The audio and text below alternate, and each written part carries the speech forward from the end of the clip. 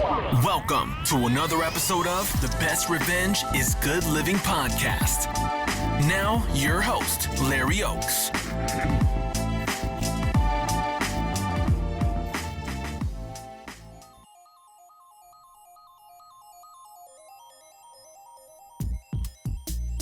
Man, sometimes I feel like I'm in a time warp. I feel like I'm back in the 70s or back when I was a child. I'm looking around and, there's like, for instance, driving down the freeway, I'm looking at the side of the road and there's so much garbage. I remember back in the days they had the campaign with the crying Indian, and they were making efforts to go and pick up the litter and pick up the stuff off the side of the roads. And man, it just seems like me driving up and I drive 30 minutes north going to my 9 to 5, and it's like I'm looking at the side of the roads and it's like taking me back, man. When I was younger, we would go every summer, and sometimes during Christmas break we would go back to Texas, because that's where, I'm from Texas originally. And we came over here to California when I was young, maybe 2 or 3 years old. And we would go back, we would take we would get a little packages of homework or whatnot. And we would go back in the station wagon and go, visit family and do the things that we do back there. But I just remember looking at the roads, man. There was just garbage everywhere, and people, there was a big push when I was, I'd say like in high school, early 80s, mid 80s. And, that they were getting into this, I'm assuming like environmentalist type thing, but they started cleaning up the freeways. People would sponsor and pick things up. And man, about, I guess it was about 4 months ago now, I hit a big ass piece of diesel tire. I mean, this thing was probably 4 foot long by about 2 foot, and taking the route that I take home, switching lanes, and here in Bakersfield they're doing a lot of road construction. They're doing a major freeway extension, the Centennial Park extension. And I'm driving, I'm getting to close to a few miles from my turnoff to go over to the east side. And I switch lanes, and I high center that thing, man, right in the middle. I stick it. Ended up being almost $5,000 worth of damage that, once I put that bad boy into the shop and got it out, it was a lot of damage underneath. And all up and down the freeways as I'm driving, I'm just seeing tires and tires. And is it just me, or those of you that live in California that I know here, like I said, in between Bakersfield and Delano, man, there's so many. Now I don't know if it's that they're making tires cheaper. Trucking companies are trying to save money and not switch their tires out as much, or they're just not picking them up. I don't know exactly what's going on, but man, it's taking me back. I feel like I'm in back in the days, man. It's taking me back. And then, I found my sweet spot. About 10 years ago, 70 to 80 going down the freeway, that was the sweet spot. You'd get around, traffic. I hate driving all gathered up, bundled up. I'm a real offensive driver. I like to be out by myself, in the lead. I learned how to drive playing pole position back in the days. They had the little car that you sat down with the stick shift, the steering wheel, and pole position was that first spot, right? That first position. I'm always trying to get pole position when I'm driving. And now the sweet spot, 90 to 100. I bought a radar detector, that picks up highway patrol radars and all kinds of other radars. But That's the best $500 I've ever spent. 3 hours to Vegas. You know what I mean? Traveling around, it picks up that KA band, and it's saved me a bunch since I got it. But that sweet spot, I wouldn't be able to get that sweet spot if I didn't have it. But that sweet spot's 90 to 100. And I'm assuming because the cash for clunkers got a lot of those old, clunkers off the road. Everybody's got a fairly decent car these days, that's trustworthy. Thankfully, I've got the big engine in my car, and, it gets going. And, but I've noticed that sweet spot ain't 70 to 80 anymore. It's 90 to 100. And I know it sounds fast, and people that don't drive that fast, they probably think it's reckless, but man, you get out in the front of everybody, and I take it down to 90. Sometimes I go into 80s, depending if I'm by myself, depending on the time of day. But in that 90 to 100 sweet spot zone, that's the money right there. And this episode I'm gonna be talking about sweet spots. You have to search those out. You have to find those in life, in the things that you do. For some reason my mind works like that, and I'm always looking for that spot where you can go in and lay in the cut, and you find things come easy in that spot. As I'm speaking about driving, it's like it frustrates the heck out of me, man, when we're just gathered up, when there's cars driving side by side. If it's a 3-lane road, 3 cars, 2 cars in a diesel, or everybody's driving all scary, everybody's driving all scary, and they want to be all bundled up. And to me, that's where the danger's at. That's what's going to cause more accidents than people going faster and having some exits, some outs, like in case something happens, you can get away. But man, there's so many scary drivers out there, and it's just like I found that sweet spot. But in life, it reminds me of I played baseball growing up, into high school, what do you call it? Little league, and then high school. But there's a time when you hit a home run. And for those of you that never played baseball, and bear with me, but those of you that have or have hit home runs, where you hit that sweet spot in the bat. And I used wood bats. I didn't use aluminum. Aluminum was just coming in when I was kind of finishing up, but I still use wood, even because we had the option. But I would still use wood. But when you got a hold of that ball, you didn't even feel it. Sometimes you didn't even know that you hit it as true as you hit it and as full as you hit it. That thing would just take off. And that was a sweet spot.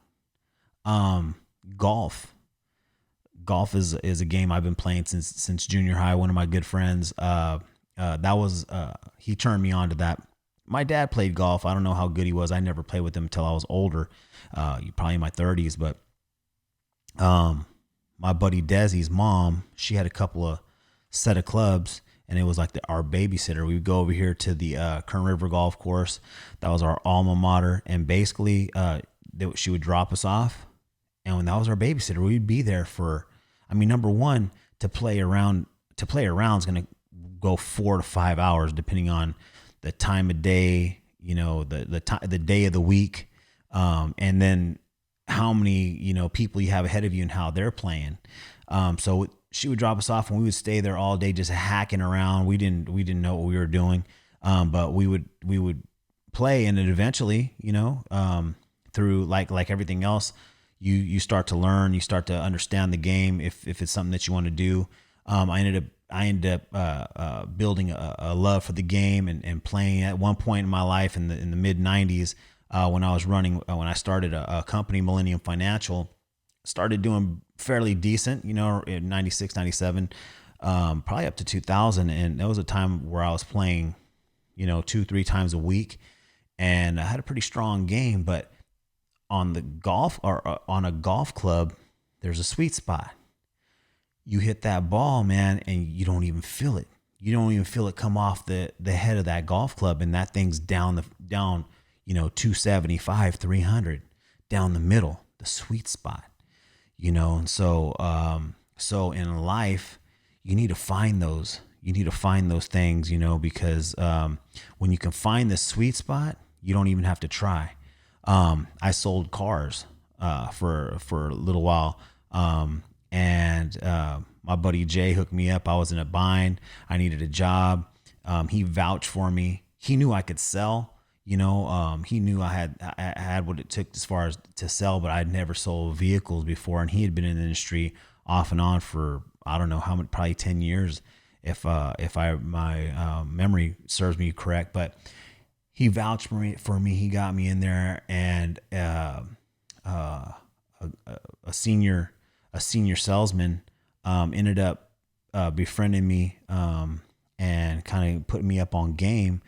And basically, man, what he said is, you need to go out there and you need to take every up. That's what they called them, was ups. Like when somebody would come up and the salesman would rotate, on people coming on the lot. And the sweet spot in car sales is that when the people came on the lot and they're ready to buy, you didn't have to do anything. They're ready to buy. All you had to do is find the vehicle that they were looking for, halfway know what you're talking about, tick all the boxes that they're looking for, and then facilitate the paperwork. And that was a sweet spot. And those are the best, because all the rest of the grinds that you're spinning your wheels with different people and they're asking you a million questions, and they don't buy, and so in everything that we do in life, there's a sweet spot. And so, how do you find the sweet spot? How do you get there? I'm not saying that I know the answer, that I have a technique, but I think that it all comes down to preparation. I'm a strong proponent. I tell anybody that I'm dealing with in business and in life. I was talking to my nephew the other day at a get together that we had, a family get together, just getting together on my mom's side of the family, or on my side of the family, not my wife's. But we got together at a pizza parlor or whatever, and I was talking to my nephews, and I was lacing him on game. And it's like reading books is a powerful. It's the most important thing, especially in today's times where you have where everything's headlines. However you get your news, or if you have multiple points or multiple sources, most of us do it online. We look at whatever our favorite app is, whatever our favorite commentator is, whatever our favorite news outlet is, paper, whatever the case may be. And so many times, so often, we just see the headlines and we don't really get too far into the body. But what I've found is that when you get into the body, a lot of the times, the information that they are putting on the headline, it's not always, it's always that they want to get you with that. They want to grab your attention with that headline. And so many people these days run just with that headline, and they go out and they perpetuate this information. And so the sweet spot in these days is to research, use everything that you can get and research, and think before you speak, right? Think before you speak. That way, it's like when you're building something, they always say measure twice, cut once, right? So, sweet spots are the thing, man. And it's like, to me, whatever it is that you love to do, or whatever it is that you do in life, you should do it to the best of your ability, right? It makes you feel good. It makes you, it makes the people that work around you hold you in a higher regard because you're bringing value to the things that you're doing, and you're doing them at a high level. And, have pride in the things that you do, and having pride in things you do is finding the sweet spots, making your job or making what you do look easy, feel easy, and it just all works, and gives you confidence, because in life you're gonna lose way more than you win, and that's the hardest thing for people to grasp is the losses, man. And I've taken a lot of losses, some rightfully do because of the things that, or the neglect of my diligence or my research in making a decision, because I'm real, I make decisions, a lot of the times I don't think before I make decisions. I'm a real impulsive type of a person. And, sometimes that's not always good, especially if people, know, a little bit about sweet spots and how to put people together. If they have an agenda and they're looking to put you together, and get you to do something that you really may not do otherwise, or they know your language. They know how to speak to your ego. They know how to speak to your pride or whatever it is. We all have different buttons, but, so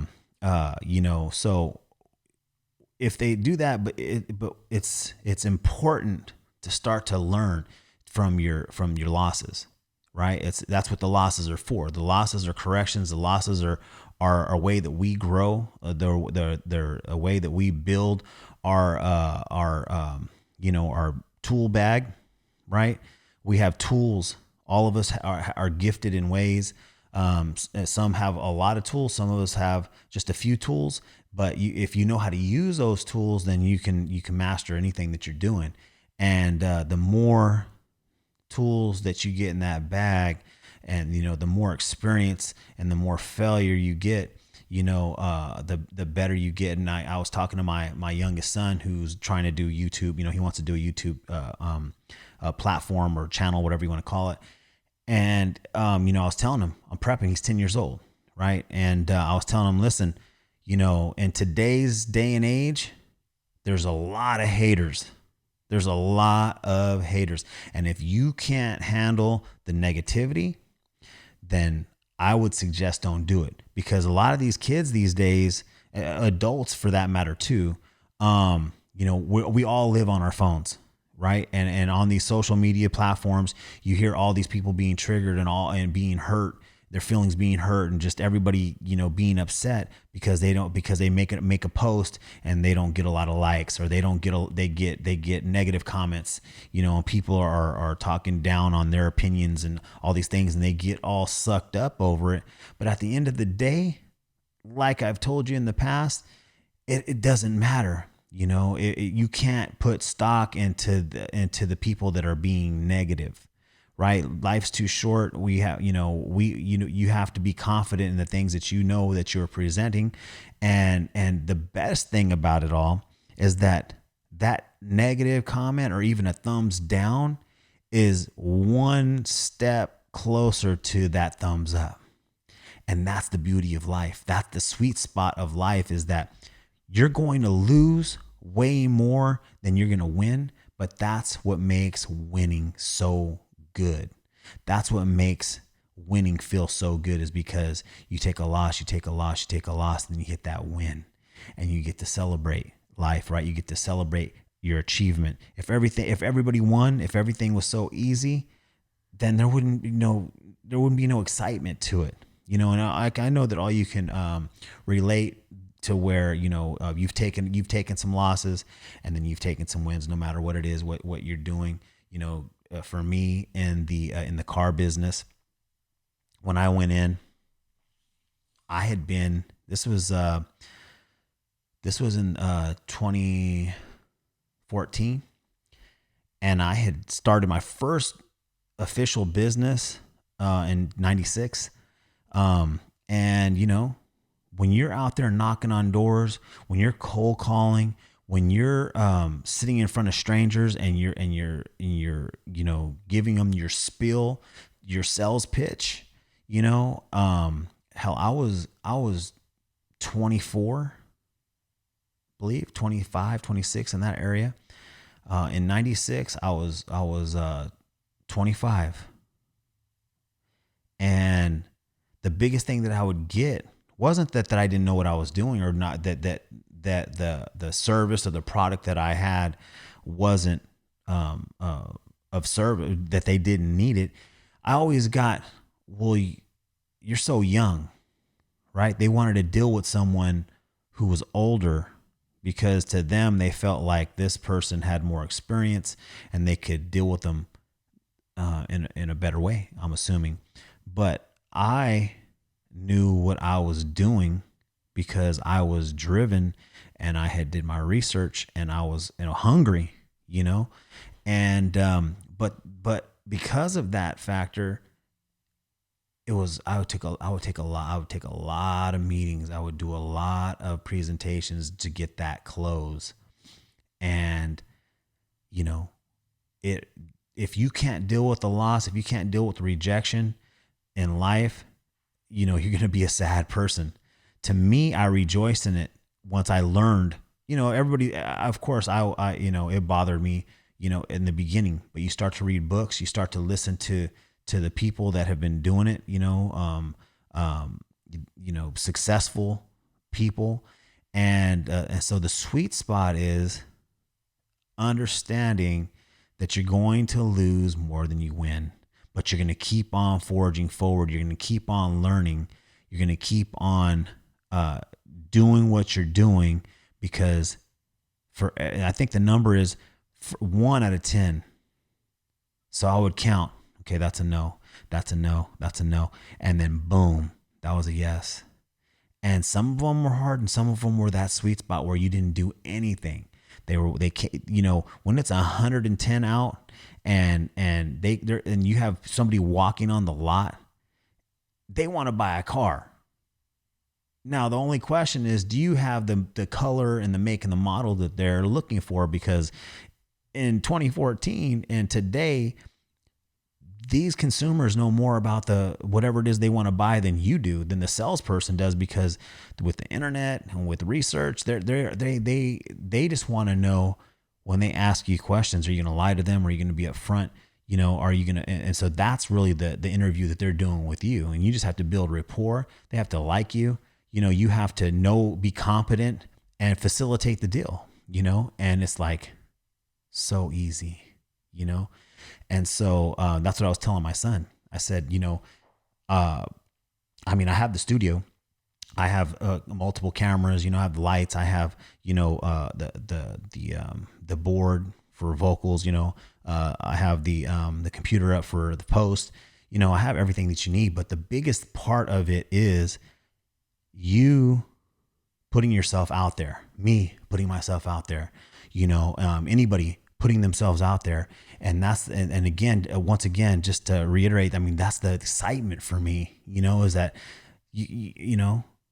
it's so easy these days to create content and put it out there and give people a piece of you, a part of you, and find an audience. There's how many billions of people on this planet, you're going to get the haters, you're going to get the people that give you thumbs down, but you should thank them, because every thumbs down and every negative comment brings you to that new subscriber, brings you to that new, friend, to that new person that does like what you're doing and does see value in the things that you're doing.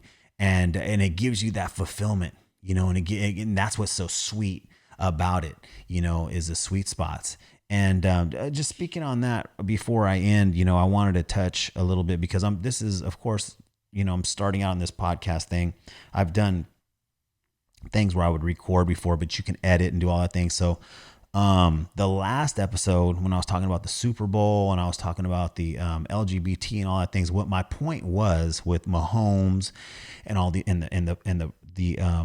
priming and everything, what my point was that I kind of danced around and I didn't get to it. So I'll just go ahead and point blank it, is that my problem is I have a 10-year-old son, And the LGBT community as a whole, the people that are actually a part of that community as a percentage in the United States of America of our 300 plus million people is minute, is a fraction of a percent. And it bothers me how much notoriety and how much, we have to give to this particular community. And in the Super Bowl, every commercial had some type of, flagrant type of character on there, and it's in dancers and outfits and all these things. That agenda is the thing that I was talking about with Mahomes, the priming, because my opinion on this cat, is it's like he's gonna be coming out in the future. That's just my opinion. I could be totally wrong. I don't know, but that was my thinking about when I said, okay, it's Kansas City's turn, even though San Francisco had the faster, bigger, better defense. They had the better team, in my opinion, and we were putting it on them. And my point is that if you can control the referees and make a couple of strategic plays as a league to get your chosen person, MVP or team, then you can create the outcome, and the players don't have to be involved. The players are out there playing their hearts out. But I think that a majority of these NFL players, it's a business. And again, everything on television is scripted. These guys are getting paid multi-millions of dollars, and they know what time it is, right? And so that was my point. I just want to touch on that here at the end, because I went back and I listened to the podcast, and I'm trying to get this thing more polished. And so I'm just going to touch on that, so that way I clarify for any listeners about what I was trying to say. And it's just that they have this agenda that they're pushing, this small percentage of our population, and we all see it. And if you're going to sit here and tell me that it is not going on, then that's your situation. But it ain't that serious. We're all equal. We're all created equal, by God the Father, creator of heaven and earth. We should treat each other with respect, no matter what our affiliations are, whether it be to some type of organization or we we recognize with some group, whatever the case may be. We're all brothers and sisters here on this earth, and my whole point is not to talk down on anybody. It's just a frustration of mine that they have to that Hollywood and all these Hollywood types, are out here, trying to make people feel bad or negative, and they're trying to get us into that, mode where we have to be accepting. And yeah, I'm not trying to bash nobody. I'm not trying to tell anybody anything, but it's just, let people be who they are. Don't try to turn kids into something that they're not, just because that's the agenda that you have, just because you want to make all these perversions everyday occurrence, like it's nothing, and and that's just my opinion. That's what I'm saying, is that the people in this community are not bad. It's the people behind the people. And that's my point. And that's what I keep talking about. The people behind the people in any arena is the people that I have a problem with. The gatekeepers, the owners, the people that have the power of media, of making people think a certain thing, give the ones that are putting the symbology out there and that believe in these whatever you want to call it, witchcraft or whatever the case may be. That's the problem. That's the people that I have the problem with. And I just want to clarify that, but find that sweet spot in life, embrace the losses. It brings you closer to the wins. And for the best revenge is good living, I'll check you guys out later. Peace.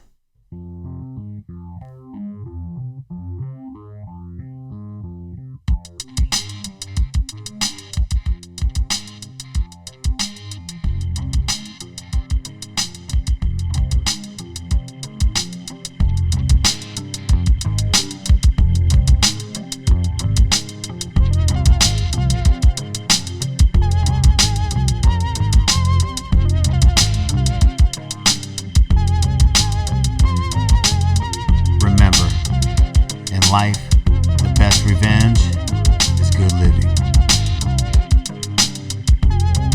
This has been another Pure Entertainment production. All names have been changed to protect the innocent. Remember to like, share, and subscribe to that bitch. Peace.